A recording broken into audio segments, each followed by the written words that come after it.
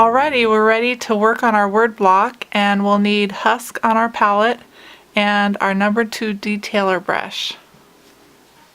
When I do thicker lining, I like to rough it in first and then go in and add a thicker, more opaque line.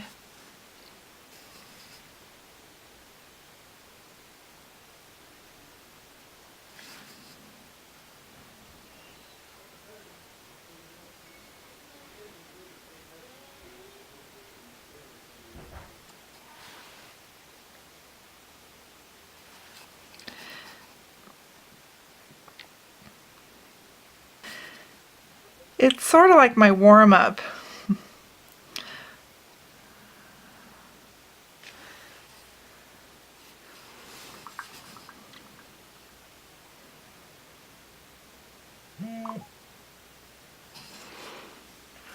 Alrighty, now I'm ready to do some lining.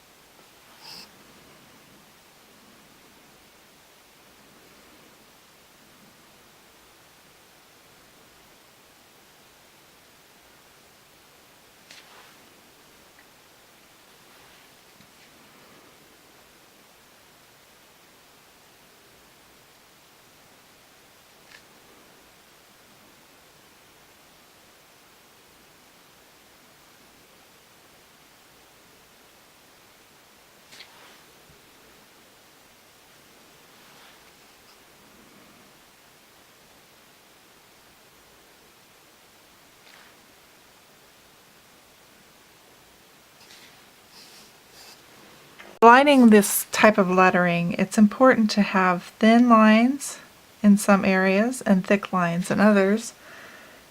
And you can tell by looking at your reference photos where the thick lines are and where the thin lines are.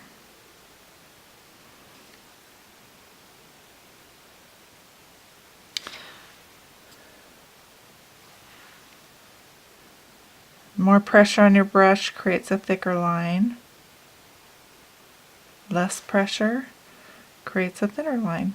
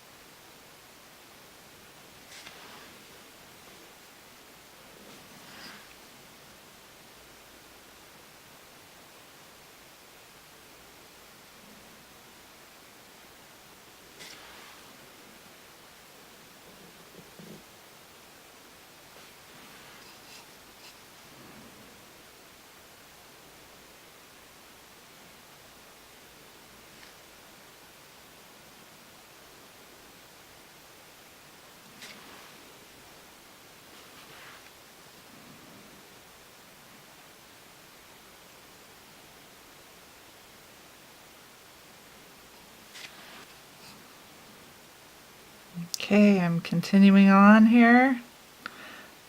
Remember to breathe. Sometimes you just want to hold your breath, right?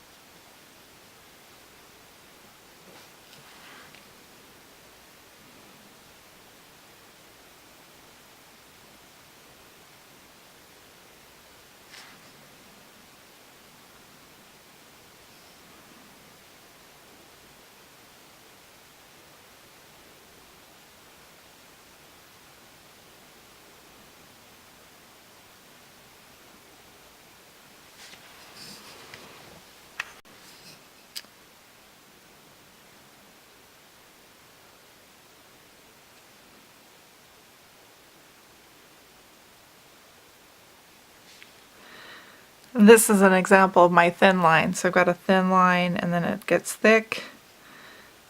It thins up here at the bottom and then thickens up again. Well, that's pretty good. I think it needs to be more opaque though. So I'm going back in to add another coat.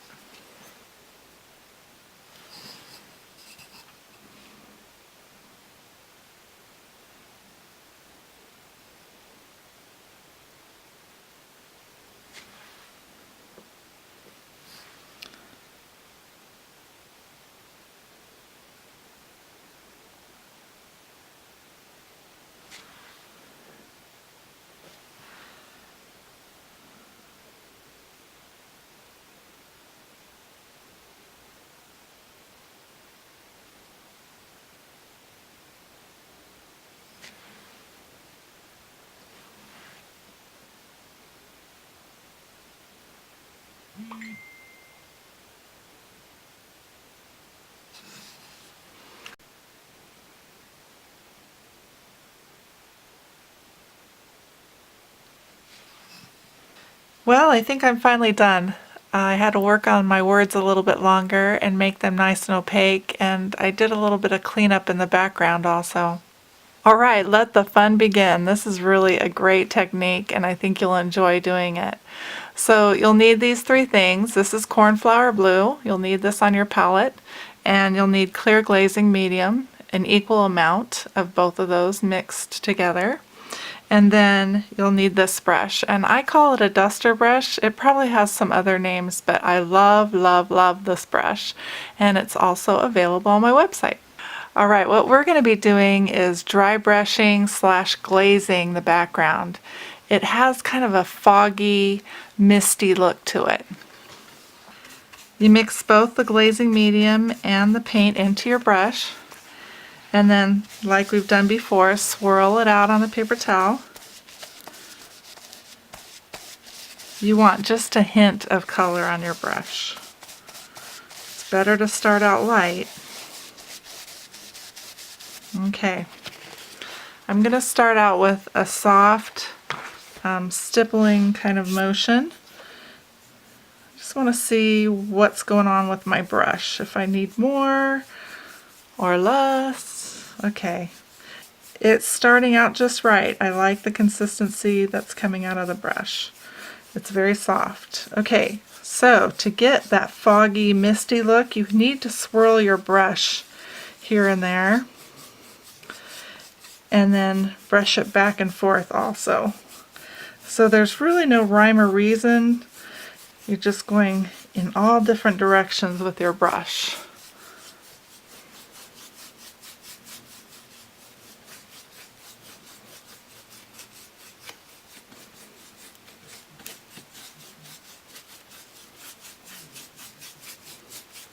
Okay, that's my first layer, and I can tell I need more paint on my brush, so I'm going to grab more paint, swirl it out on my paper towel, and back to the surface. This is such a fun way to cover a large area. Like, think a piece of furniture. Wouldn't this be great?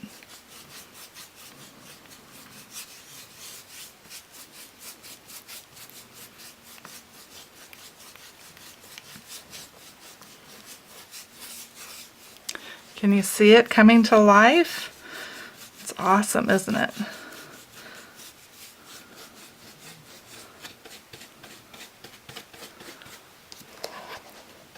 I definitely want some up here above the star. I'm leaving the edges fairly free of this lighter blue color, but I'm going to continue layering until I build up the color on this. It's time for more paint.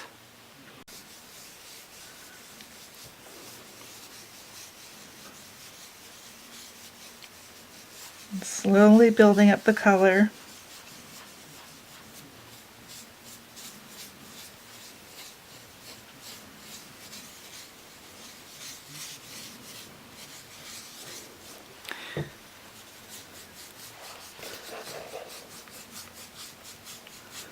And brushing in all different directions, swirling the color.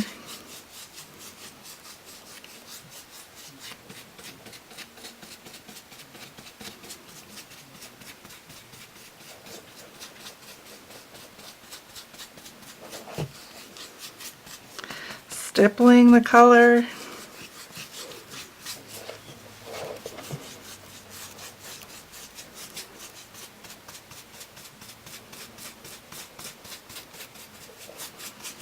Alright, I want to keep building the color in the center area.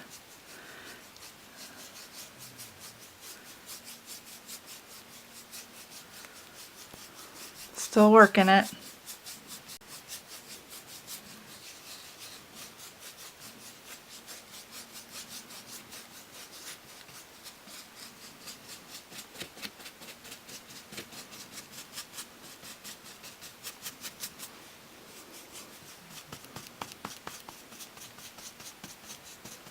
Sometimes you'll have some hair come out of your brush, and that's okay. Even if it dries into the paint, you can always flick it off later. Once the paint dries, it will come off.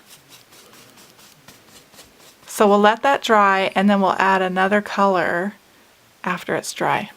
Alright, the surface is nice and dry, so we're ready to move forward. You'll need Brilliant Violet on your palette, along with more glazing medium. This is also 1:1. And then again, your duster brush. Okay, so I'll mix the Brilliant Violet in with the glazing medium and swirl that color out on my paper towel.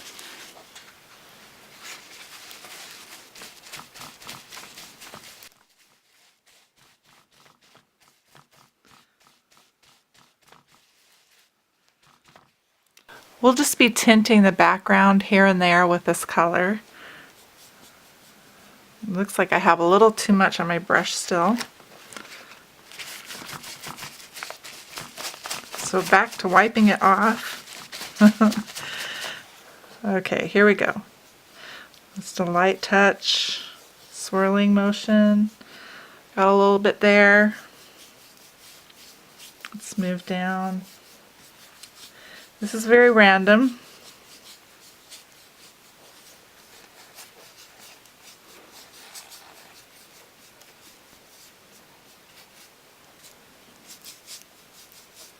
The glazing is finished on the backdrop, so let's work on our star next. The first thing I need to do is determine which side is the top of my star. I can tell this fits in perfectly, so this is the top and this is the side I'll be working on. We'll be dry brushing highlights on the star, so we need these two colors on our palette, Cadmium Yellow Mid and Marigold. The mix we need for dry brushing is a 4-to-1 mix, so 4 of the cad and 1 of the marigold. And I'm swirling out the color on my paper towel to get ready for dry brushing. I'll start in the center and work out on each arm of the star. I want the color to fade off to nothing as I go out onto each arm.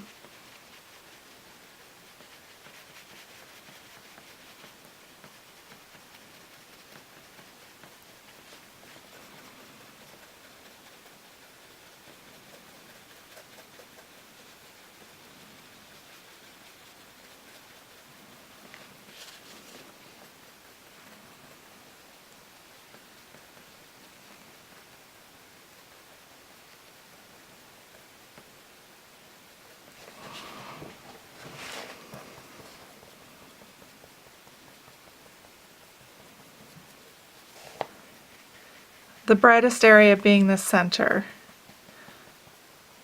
So bright in the center, and as I work out onto each arm, the color fades away. To brighten the star further, I'll add a touch of warm white to my mix.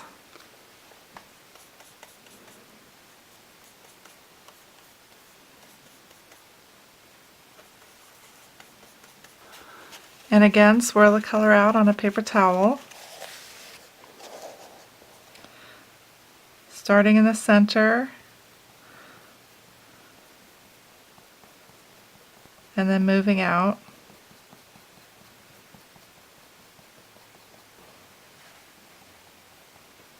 I'm loving this color, it's so pretty.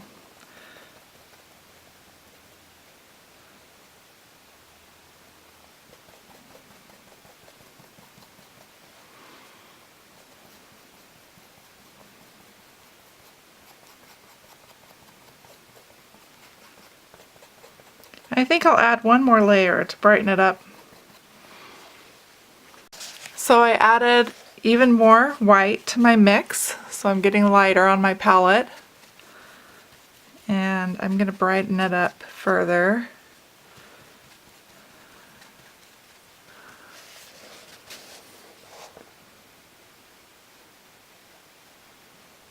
Using a light touch in the center, and then moving out.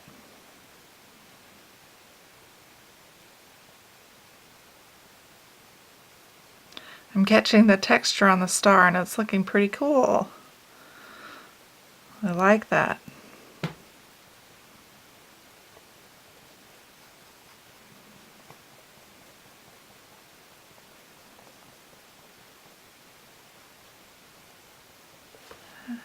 Now I'll add just a touch of warm white to the center.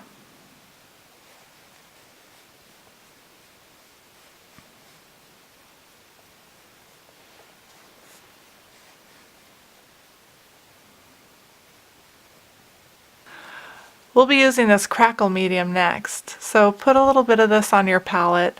We'll be spreading it over the star. Alright, I have some on my palette and I'm just going to spread it right on the top of my star. And the thicker I place it, the wider the crack will be.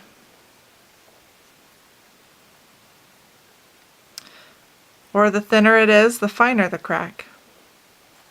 I'm thinking I want a medium crackle. Once you have a nice coat of crackle medium on your star, you can set it aside and let it dry. As we're waiting for the crackle medium to dry on our star, let's mix up some paint for the dots or the stars that are on the backdrop. This is the same mix that we use for dry brushing highlights on our stars. We need 4 parts of the cad yellow plus 1 part of the marigold. Mix that together.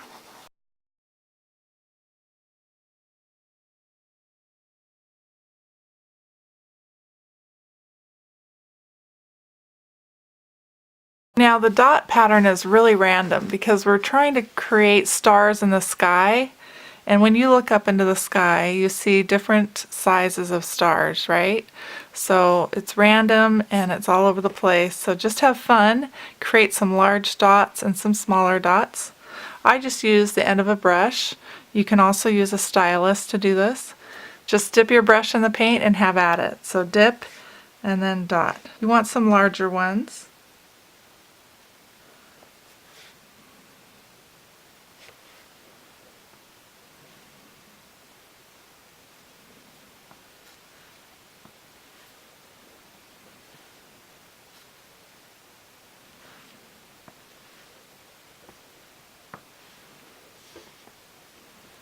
Okay, that's my large pattern.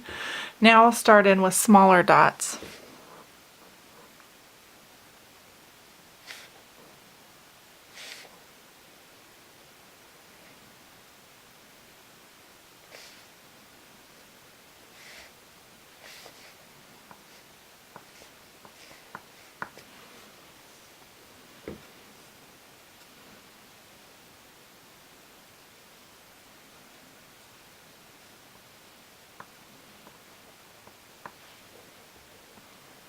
And sometimes the stars are in little clusters.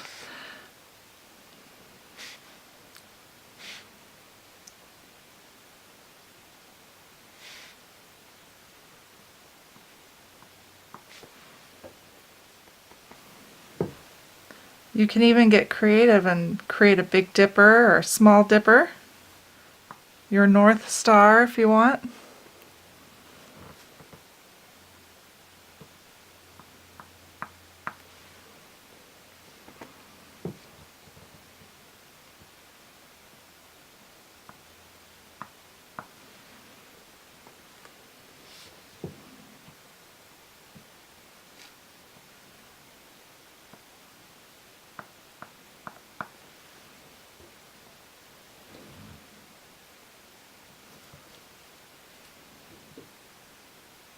To create the smaller dots, I dip my brush in the paint and then I dot it on a paper towel so I get some of the paint off before I go to my piece.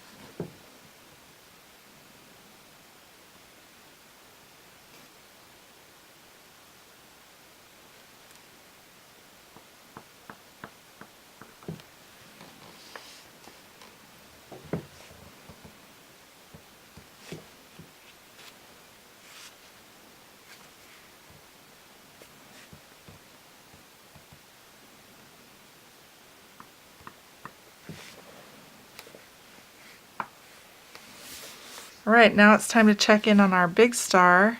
I can see mine's already starting to crack. It looks really cool. Let's see if I can bring it in so you can see it better. There, you can see it better now. Look at all those nice cracks. Isn't that fun? Well, I'm going to continue to let mine dry, and later on when we're all done we'll do some splattering on these pieces.